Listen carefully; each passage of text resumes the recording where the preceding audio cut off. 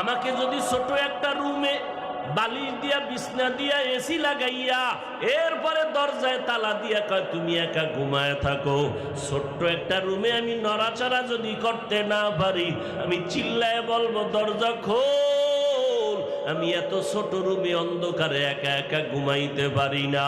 ও বান্দা, চোখ দুইটা বন্ধ করে চিন্তা করো, ওই কবর মাটির ঘর, তোমার ডানে মাটি বামে মাটি, সামনে পিছনে উপরে নিচে মাটি আর অন্ধকার, মশায় কামড়ায় মশারি টানাইয়া ঘুমাও, আর গুনা দিয়া যদি কবরে যাও, ওই কবরে পোকামাকড়ের ঘর, সাপ বিচ্ছুর ঘর।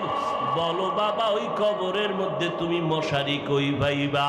পোকামাকড়ে কামড় দিলে কেমনে তুমি ফিরাইবা? আজকে তোমার গরম লাগে, ফ্যান চালাইয়া ঠান্ডা করো। ওরে জাহান্নামের গুনাহগার হইয়া কবরে গেলে জাহান্নামের আগুন,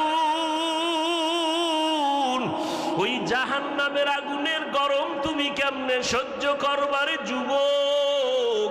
একটু চিন্তা করো, আল্লাহ পশুকে আকল দেয় না ভালো মন্দ যাচাই করার জন্য। বাহাদুরি বেশি করিস না, আল্লাহ সিগন্যাল লাগায় রাখছেন অফিহা নুঈদুকুম।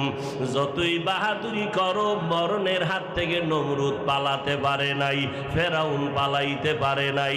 যেই ফেরাউন এত গরিব ছিল, এক সময় টাকা পয়সার মালিক হইয়া চেয়ারে বৈশা কয়, ও হামান, আমার